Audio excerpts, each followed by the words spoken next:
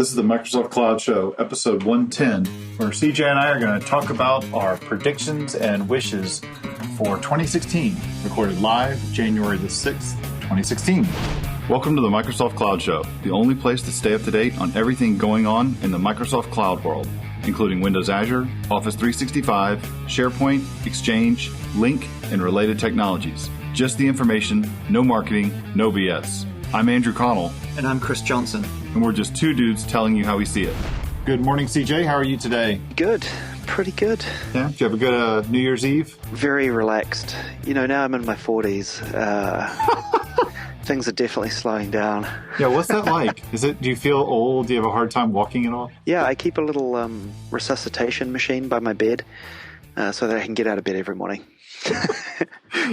Does it happen to have a name called Vicky and she's got a knee that just keeps nudging you out saying, get out of bed? That's right. Exactly.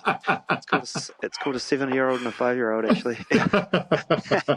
That's all good. How about you? Same deal. It was a very low-key New Year's Eve. It actually rained here, which kind of sucked, but it didn't stop anybody from doing fireworks. And so we thought that we had neighbors that shot off tons of cannons and stuff, and around 10:30 scared the hell out of the dog. And ouch. Yeah, with animals, it's hard, isn't it? Yeah, we're like, sweet, everything's done. And then we both went to bed, and we got woken up about 12 o'clock to more cannons going off. We're like, really? I thought, how much did you guys spend? Yeah. I was in bed by midnight, but heard the fireworks going off. Yeah, all good. Yes. So, hey, today we are going to do something a little bit different. So, I guess 2 episodes ago, we did a show on looking back at our 2015 predictions, and we did the same thing for 2014. But this year, you and I decided to kind of mix it up a little bit. And instead of just doing predictions, we're going to do wishes because, I mean, some things you kind of hope they happen. Some things you're like, I don't know if they're going to happen, but I still want to say it. So exactly, yeah. We're going to kind of mix it up a little bit here. And I know there's a couple shows that you and I listen to, and people have done their predictions and their wishes, and they do scores on how close were you and how measurable was it. And we're going to do the very unscientific thing at the end. They're just going, yeah, I think it happened. No, I don't think it did. Yeah. So you want to have at it? Absolutely. Let's get stuck into it. All right. Who goes first? I go first or you go? You go first. Yeah. Okay. Yeah, you have more than I do, so. Okay. So you're more positive than me. I don't know. I was just about to say that my predictions are somewhat negative this year. Oh, interesting. Yeah. So my first one. I haven't heard these either, so this will be new to me. Yeah. I haven't heard yours. You haven't heard mine. So this will be fun. Yeah. And these are in no particular order. So my first one is that I think we're going to see a bit of a pullback from Apple this year, losing more of their luster and having another lame hardware refresh announcement that we'll see later this year. Most of it was kind of like you see a lot of the stuff happen. Same things were said last year about all the products that they released were kind of just lackluster and kind of lame, and fanboys kind of got all, pumped up about it, made a lot of news, but You don't really see like the watch taking off like I think that everyone expected from Apple or the latest iPhone to blow up That was one of my predictions for last year, right? Yeah. About the watch, I mean. But yeah, I think there was news this morning that Apple are cutting their orders from their suppliers for iPhone parts. Ooh. So, maybe there's something to that. Yeah. So do you think that'll result in their stock being down year on year, or just on units, or what? Like as a company, or do you mean just in terms of product shipments? I think I say it's part impression. I guess the market sentiment. I think that sentiment. Yeah, sentiment. I think that the phrase I used in my notes here was that Apple's going to pull back / lose luster. Yeah, I'm definitely not going to say it around like stock. I've given up on trying to tie a company's performance to stock because it just doesn't. I'm very cynical about the stock market these days. So I was about to sell all my stock and everything and then put it all in Apple based on your prediction. Yeah, I wouldn't do that. Yeah, okay, good. So yeah. Apple down, or Apple sentiment down at least anyway. Apple sentiment down. I think that'll be easy enough to measure. Yeah, and a lame hardware refresh. I think that everyone's waiting to see the MacBook Pro, the Mac Air, the MacBook. Yeah. I think everybody's waiting to see that one to have a significant refresh, especially after Microsoft did stuff with the Surface Pro 4 and the Surface Book last year. And I don't think that they have enough time to do stuff that's that impressive, be it a hardware rev. And so I think that a lot of people are going to look at it and go, really, that's all you did? Yeah, they seem to be running out of surprises. That's the way I would put it, right? It used to be, for quite a few years there, that they would genuinely surprise people with new things. And I don't know if it's just that they've got a leaky ship now, or the news is just no longer as exciting, but it just doesn't seem like they have the surprises anymore. So I'm with you. I think you're onto something there. Yeah, I think that there's definitely places they could do stuff, but I think they're suffering from a lack of imagination at the moment. Yeah, gotcha. Yeah. So how about you? That's your prediction number one? Mm-hmm. All right. My prediction number one is Microsoft market share in Office 365 productivity skyrockets in enterprise and SMB. I like that. So by this, what I mean is, and I'll get to how I think I'll measure it in a second, but I think the last couple of years have been building nicely for Microsoft's cloud business. And I think especially this year and next year, I think we'll see sales in their productivity suite, mainly through Office and Office 365, really take off. So sort of exponential increases as opposed to, maybe doubling or what have you, like the years past. And the tricky part is measuring this. So they're starting to talk about cloud run rate revenue, the last few quarters. So that's one measure we could look at using or to track this. But I've also got a little project in the pipes that sort of sidles up to this that I want to talk about in the months ahead that might be useful for tracking some of this stuff. So, is this the one that you told me about through a little Skype message? Yeah. That's really curious what you're doing. I've got a little side project that I'm working on that would help with some of this sort of stuff. So I'll talk more about it once I've got something to show. Yeah, I like that. I've got one of those the next few months as well that I will do the exact same thing. Yeah, so that's my first prediction. Microsoft market share in 365 productivity skyrockets. That's interesting you use that because I agree with you. I do agree that I think Office 365 will definitely see much more growth. It will definitely be on an uptick. I think it'll make a lot of headway against things like Google Apps, and we'll still see a lot of companies moving more towards Office 365 from things like on-prem Exchange and SharePoint. But with that being said, I'm not speaking with a forked tongue here, but one of my other predictions is that I see Microsoft having a much slower rate of progress this year. Now, what do I mean by that? I mean that mostly in like what's the new feature, what's the new product, what's the new offering that they're putting out there.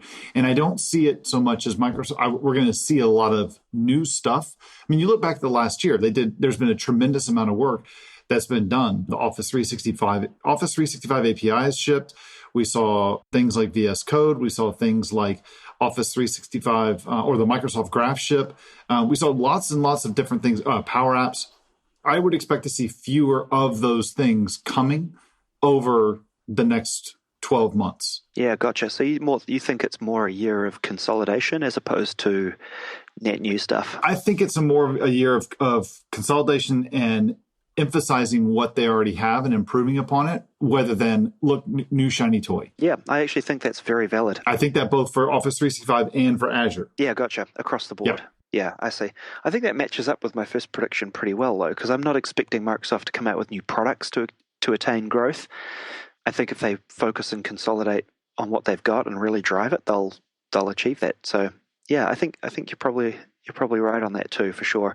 And it gives them enough. They've got great products. They can now go focus on selling the heck out of them. Exactly. Yep. That's a lot of how I feel about it. So, how about you? Nice. My second prediction is not specifically Microsoft related, or it's not Microsoft related at all, I should say. It is the end of SaaS unicorns. Oh, wow. That's bold. Yeah, I should go a little deeper on that. So what I mean by this is I don't think there won't be any. I just think this whole... Why don't you define what a unicorn is for some people who don't know what that is? All right. So the Silicon Valley tech news has caught on to this term of a unicorn, right? Which is, it's all about finding your unicorn. And basically, in a nutshell, it's startups that have $1 billion valuation or higher, and getting in, investing in them super early, and then watching your money absolutely skyrocket. And what I've seen is, what I think is happening is people are being a little more realistic about valuations now and returns and things like that. And so maybe end of SaaS unicorns is going a little far, but I think there'll be a dramatic reduction in this. Everybody's looking for the unicorn, and doesn't really matter what product you've got. It's all about just trying to get to unicorn status seems to be the big deal right now. Mm-hmm. But what I do think will happen is we'll see a new term that I'm going to make called unicorn tears. And so what's rarer than a unicorn? A unicorn's tears. Does it come out with rainbows? Absolutely. Each tear is a different color. So I definitely think we'll see, think like SaaS businesses and startups grow phenomenally, but they're just going to become even more rare than they are now.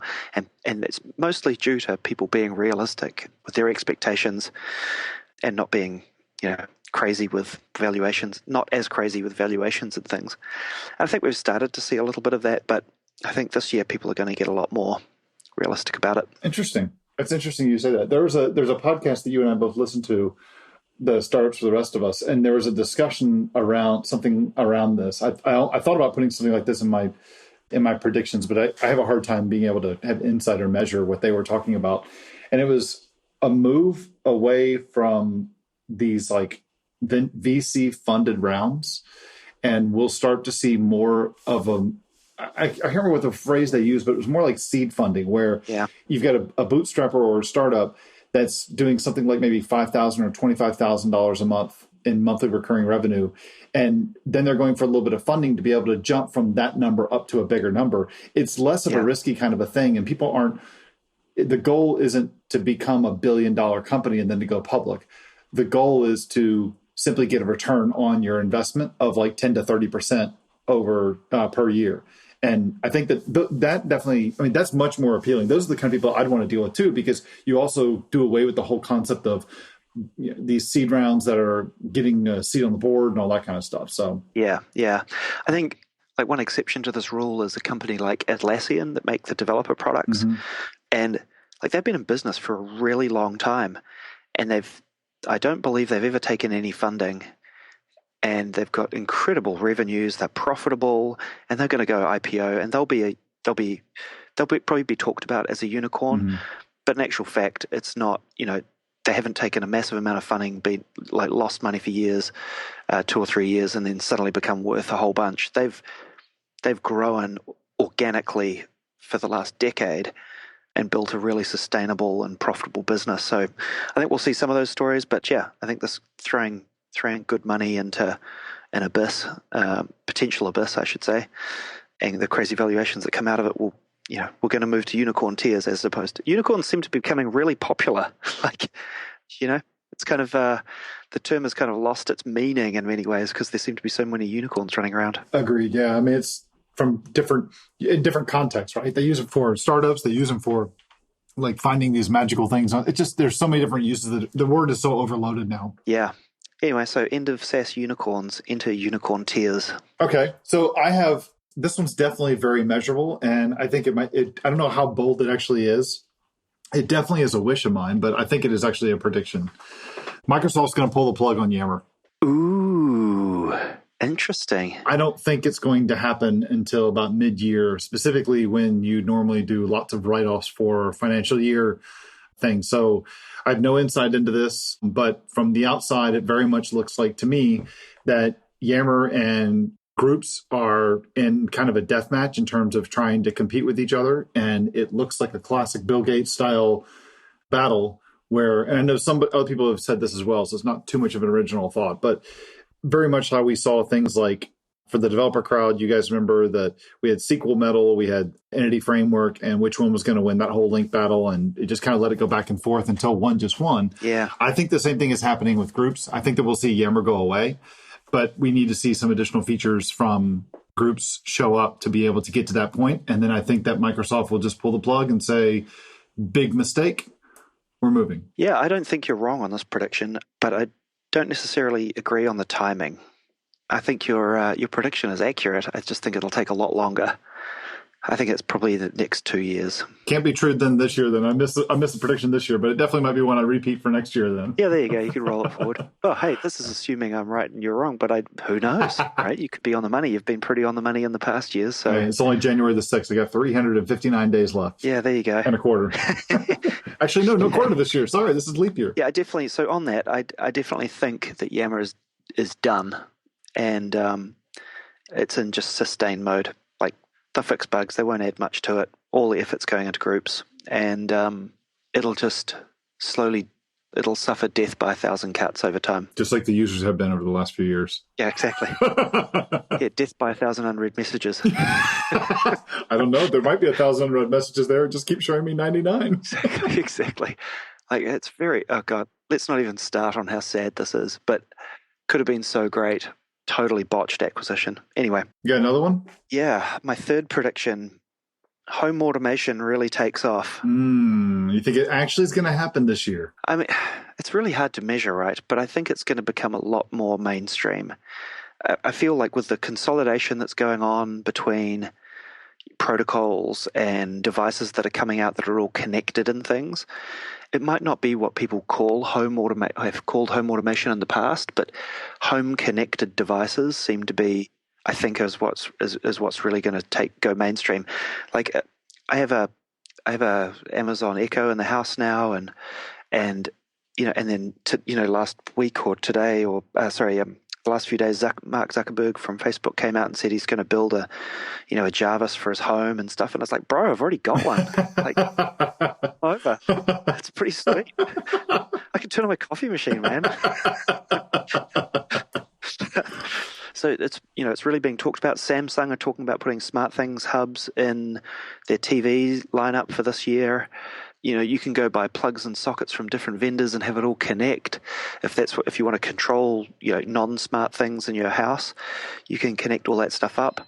I mean, imagine connecting up your power system and all of that sort of stuff up into these things and making decisions based on like how much your panels are putting out. Depending on what light dimming levels you'd have in your house and stuff. Like, it just seems like the time is ripe for this stuff to start being used by my mum and dad. Yeah, I think the challenge that we have with this stuff, I guess we call it home automation. It seems like the new term for smart home. But to me, it seems like there's a lot of stuff that's already out there, but it has there's a steep barrier for a lot of people. Like, a lot of stuff is pretty expensive to do it. We do see a lot of that stuff that's there today. So, like, you have a Tesla, you can go control to say when do you want it to charge based on when the energy rates are the lowest, or when do you want to charge based on, like, if you have solar panels, I want to charge only during the day when I know that I'm pulling free electricity essentially. Yeah, all that kind of stuff. When do you want your thermostats to turn on? Nest is doing that kind of stuff based on learning. Yeah. I was looking at like the Nest API, and you can actually they have an ETA API with Nest so that you can actually tell it, when do you expect to be home? And that tells Nest, when should we go ahead and start firing up the heaters or the air conditioner or whatever. So it's cool. It's kind of, we're starting to see, what we're seeing though, to me, is that all of these different protocols and APIs that are coming from these different devices that are letting them start to talk to each other. So, like, for example, I've got Nest, yep. Nest thermostats and Nest Protects in my house. And one of the things that's really cool is that, if the Nest thermostat, if the Nest Protects report a fire or report smoke or carbon monoxide, it shuts off the air conditioners because it doesn't want to spread it around the house. It leaves it all kind of there. Huh. If they detect a fire, I've got a thing called SkyDrop, which is the controller for my sprinkler system, and it actually turns my sprinkler system on all the zones for 5 minutes to water all the bushes and the grass and everything around the house, so that there is a fire, that it does what it can to try and see what can we do to kind of help control it or help the fire department or something like that. Wow, that's sweet. Yeah, it definitely seems to be starting, right? That interconnectivity and things talking to one another now more than ever. It just seems so like a hobby in the past. You had to be a real enthusiast to get it all going, and now it seems to be becoming more and more easy. Yeah, I like the prediction. The part that I'll give you a little bit of pushback on is that to me, it still seems like, while there's a lot of possibilities there, it still feels a lot like wearables. Yeah, that's true. Artificial intelligence. It's like we keep saying this every year, and when are we going to see it? So I don't know. It's a good prediction. I like it. We'll see. It's a little more out there. All right. You have any more predictions or? No more predictions. I'm on to my wishes. Okay. So I have 2 predictions. I'll throw these out. These are both kind of bold. One of them I think is more bold than the other one. When I say bold, I mean, I'm making a statement that could very easily be wrong and measurable. Sweet. Twitter's getting profitable. Ooh. I think Jack is gonna. We've seen some news in the last few days that they're contemplating much bigger messages and a bunch of other things. We're starting to see, or we have seen, things like Twitter cards are turning into being having good returns for advertisers. I'm bullish on Twitter. I think it's a great platform. And I think that what they need is to find a way to be able to monetize themselves. And that's the part that they're having trouble with. Yep. They have focused themselves. They have cut a lot of people. They have cut a lot of projects they were working on since Jack came back. Yep. And I think that all of that is just to add focus, and which is just be better for the company. And I think that this will be the year that they actually have a profitable quarter. So I'll measure it as that. One profitable quarter. That's really cool. That's a great prediction. Yeah, if they get it all right and Jack's back and he knows knows what needs to be done and he gets the results, then yeah, that'd be really cool to see, actually. I hope that happens. That does not include if they get bought by someone. That is not meaning that all of a sudden it's profitable, unless they get bought for a value that's higher than what my strike price is on my stock. Yeah, nice. They're actually down right, real close to their IPO price right now, right? Yeah, they're way off from where I bought them. So I'm in a hold position. I sold out of them. I got in at the IPO, sold my stock, and I'm thinking about buying some more. See, I got in well after the IPO, so I'm down a bit. But I got in at the IPO as Facebook, and I'm sitting very nice on that one. That's a good one. Okay, so I have another one here, another somewhat bold prediction. I'll say this one kind of quick. I did see an interview by some people recently. This is a kind of echoed a sentiment that I was kind of mulling on all year. I think that this year is the year that we're going to see Node grow up. And what I mean by that is that one of the things that is so prominent about Node and Node-based development and platforms and stuff is that everything is very open source with it, which is a good thing. Everything is very open. There's tons of tools. There's tons of different things that are out there. But one of the challenges that keeps it from being kind of widely adopted in some enterprises is the lack of some enterprise tools and getting away from the command line. I love the style of stuff on the command line, but what they really need to be able to grow up, we've had the merging from IOJS and Node.js to kind of come together. We have a long-term support branch with the product that lasts for, I think, 18 months. We've got a stable branch that is farther along, but we know that nothing new is going into the LTS version. I think that what we need now is some enterprise tooling around it as well from some companies, stuff that's, for pay. We're starting to see it come out, but it's less command line stuff, things like an operations center kind of thing that Microsoft has for a lot of the things that they provide. I think we're going to see more of that stuff happen this year. Yeah, I would add one thing to that I've noticed as we're building our apps with Node, I should say, guidance. Yeah. Like there is just, when you come from the Microsoft ecosystem, you can search for anything and there's always a bajillion results of people writing articles or blog posts about a particular thing or a way to do stuff.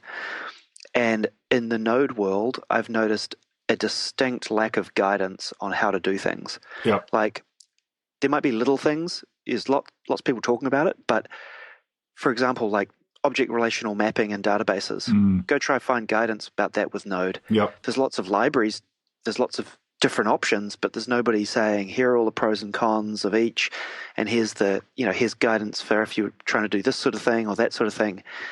There's a distinct lack of guidance in my view currently. I think that that's a fair statement. I did see something for what you're saying to that.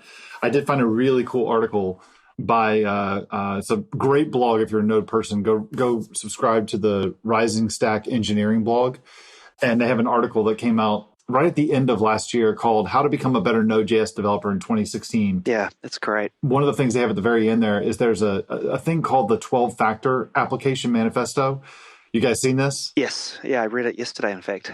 It's really good. It's really good. I really like it. I haven't read the whole manifesto, but yeah, pretty impressive. Yeah, no, these guys are definitely good. I think it's part of its maturity, right? It'll mature over time, and part of it is more guidance. So agreed. Yeah. Cool. Okay, so those are our predictions. I saw you were writing those down, right? Yes. Okay, cool. Now we don't have to go back and try and find this episode and pick through each one before we listen to it at the end of next year.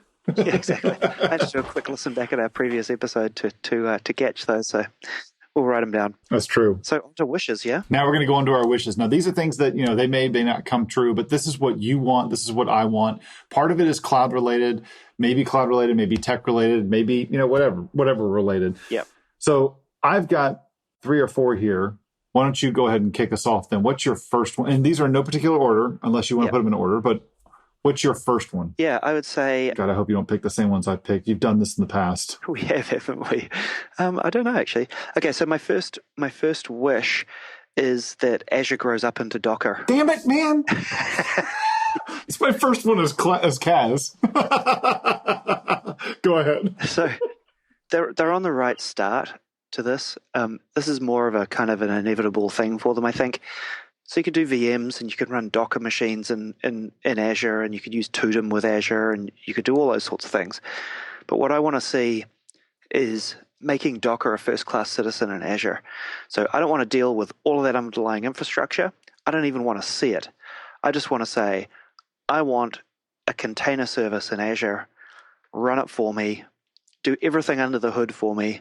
I just want to create one of these things and deploy containers to it. I completely agree with you. I call that, well, it's not I calling that. It's what seemed the industry starting to call it, container as a service, CASS. Yeah. And I say the same thing. I want to see that grow up. I want to see it from the Azure side. I want to see it from the AWS side. I essentially want to do the exact same thing that I do today with my websites in Azure. I want to say, create a website, and if it's under load, scale out and put up 15 more instances of it. And when it's not under load anymore, go down. And not only just the thing being hit, I want to be able to say, if it's like a worker going off of a queue, I want to say, well, monitor that queue, and I want that queue to be able to be processed in this amount of time. So under these thresholds, create this many containers, get rid of the whole VM and the underlying infrastructure from me. I don't want to deal with that stuff. I want to make it more of, let me just throw you my app and you just run it in this virtualized environment. Right, exactly. So they've started on this path. So there's a new service coming called ACS, which is Azure Container Service, which is not to be confused with Access Control Services, which is also ACS. But anyway, so I'm on the preview for ACS, the container service in Azure. And effectively, it's like what we've talked about. It's a wizard over the top of a provisioning engine for provisioning a bunch of virtual machines and network and all that sort of stuff. But I want them to go one step further. I don't even want to see the virtual machines or any networking or anything like that underneath the hood. I want it managed, properly managed service, not a rubber stamp to print out some infrastructure. Mm-hmm. I completely agree with you. That's what I'm hoping for too. Like, for example, we use RabbitMQ as a message queuing and message bus in our apps, and we buy that service. And it gives us a certain amount of throughput, and we buy a small one, a big one, or a really big one. But we don't know how many VMs are running underneath the hood, or it's all completely managed. So nor do you care. Nor do I care. I just want it to work. Yep, exactly. So that's my first one. Docker and Azure grows up. So that was, you said you had 3 predictions? Yeah. Yeah, well, okay. So that's, or wishes, sorry. You had 3 wishes. So that was my first, I have 4. So that was my first one, was that I was hoping, I want to see container as a service become a first-class citizen. That's what I'm really hoping to see when at the Build conference this year. Definitely. So my next prediction or wish here is going to be also specifically to Microsoft. I really wish that Microsoft would remediate or look at themselves and kind of double down on their dedication to cross-platform stuff. I mean, they've talked about it. We've seen lots of places where they've done some really good moves, things like VS Code. We've seen like .NET Core, the cross-platform version of .NET. In Azure, we've got PowerShell commandlets to go through and manage our Azure infrastructure. We've also got a command line interface, a CLI, that we can use to do the exact same. My understanding is to see the exact same thing, but I know PowerShell always leads it. Over on the Office side, we started to see a lot of this too. We saw Office for the iPad. We saw Office get refreshed and released this year for the MacBook on OS X. But there's a lot of things that I think that they're starting to drop the ball on. We're not seeing add-ins across the board, on cross-platform across the board. And I thought that we would have seen that by now. I'm actually really disappointed that we don't see add-ins in at least the Mac desktop clients. You and me both. Yeah. Speaking as someone who was there. Yep.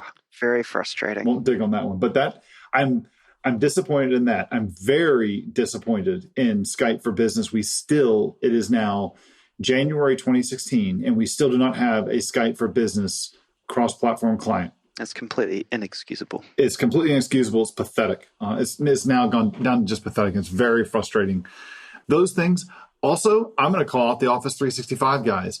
All we have are PowerShell commandlets to be able to go through and to manage PowerShell or to manage our Office 365 environment from a command line in a scriptable way. We just have PowerShell. How about going through and doing the same thing that Azure has done, and let's do a command line interface for it as well? I started working on something with them a little bit. We found that it was a much bigger project than we earlier anticipated. I look at Microsoft and I know that people are going to roll their eyes when I say this, but I'm going to say it anyway. I'd like for Microsoft to move away from PowerShell and move to Node. Why? Same thing on the command line. It's a scriptable way to do stuff on the command line. And guess what? It works cross-platform. If you do stuff with PowerShell commandlets, it only works on Windows and Windows Server. That's it. It doesn't work anywhere else. If you do stuff with the command line interface with doing more of like a node-based platform, it's going to work on Windows, Linux, and OS X, so people can use it in all the different environments, and it's completely scriptable, and people can use JavaScript to go through and actually interact with these different components than the way we're doing it right now. So that's a wish of mine. I know I'm not going to see them move away from PowerShell. I just like to see parity between both on a node-based command line interface for the different platforms. Yeah, for sure. Products, I should say. Nice. Okay, number 2 for me. My second wish is that Microsoft gets good at cloud change. What do you mean by that? Right now, they suck at it. Oh, okay. Random things happen in your 365 tenant. APIs randomly change.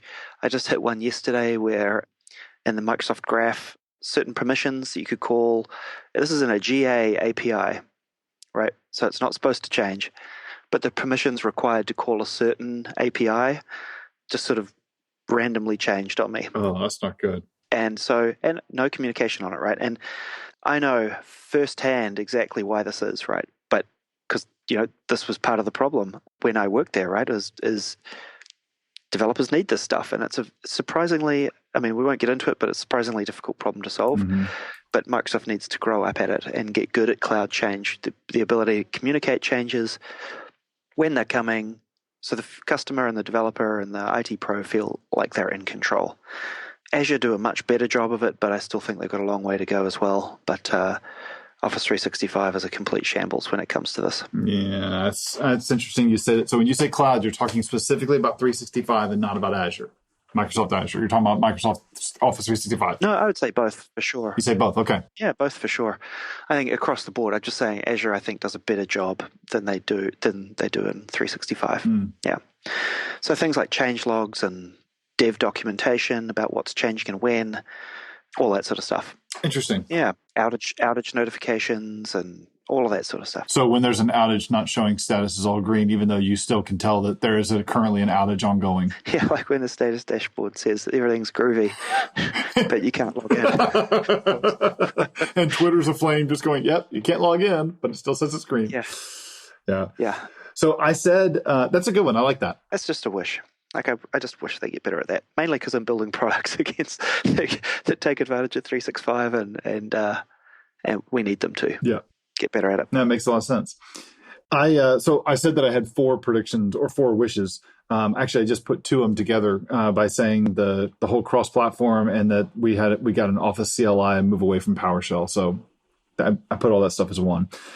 My third wish is kind of going to contradict one of my predictions, and I really, really hope we see a real refresh and improvement on the MacBook Pro from Apple. The more I've used Windows 10, the more I dislike Windows, the more issues I keep finding, little stuff I keep finding. The other day I was using my Surface while I was on the elliptical between 2 training runs, and touch just stopped. It just flat out stopped working. I couldn't do anything with I didn't have the keyboard attached to it. I just had the screen. Nothing would work on it. That's cool on a Mac. That doesn't work at all, ever.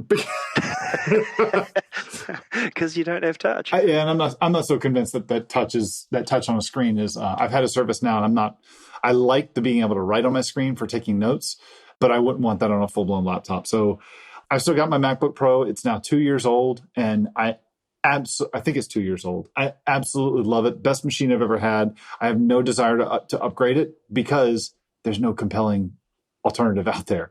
So I would like for there to be a compelling alternative. I would love to see a new MacBook Pro that's got more memory in it, and that has more memory in it, has more Thunderbolt ports, and control at least two external displays at 60 hertz. Those are my wishes. Yeah, right now I have a MacBook Pro 4K display, but it can only drive one 4K display at 60 hertz. Yeah, I want to go get 2 of those curved monitors that are 4K displays, and I can't I won't do it. I can't just do one. I got to do two. Oh, yeah, for sure. Classic rule of government spending. I might actually just try driving 2 at 30 in the meantime. Can your old eyes handle that? This is only going to last for another 2 months, man. Well, surely they're getting slower too, so maybe it's a good thing. Nice. All right, so that's a good one. What's your last one? My third and last wish is that Office 365 owns small and medium business through apps and acquisitions. So I wish Microsoft would go and build out a viable and smoking offering for SMB that wasn't just their core, email, storage, voice, yada, yada, yada, right? I wish they'd go and add CRM and accounting and all of the things that a small and medium business package needs, not necessarily from themselves, could be through partnerships, doing deals with the likes of Xero or Salesforce. Yeah, and Salesforce or Insightly is another really good SMB CRM system. Mm-hmm. Those kinds of things, doing these partnerships. And this goes back to the work that I was doing, and we started doing a bunch of work around partnerships with those folks when I was there. But I'd love to see it become a core offering in small and medium business. Like, I just think that they have a great opportunity to one-up Google in this regard. I don't think Google are going anywhere with Google Apps. I don't think they've been going anywhere for years on it.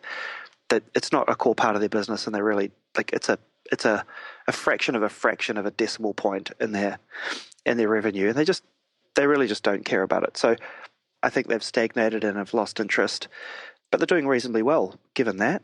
But I think Microsoft's got a really good opportunity to trounce them with a really kick-ass small and medium business offering. I like that. It's a total wish. I don't think they'll do it, but it's a total wish. Well, then I'm gonna kind of do a 1B on your total wish, because I'm gonna throw one more out there for myself that I've been hoping for, and that is, I really hope, both from Office 365 and from Azure, but most specifically for Office 365, I really want to see the store just get redone.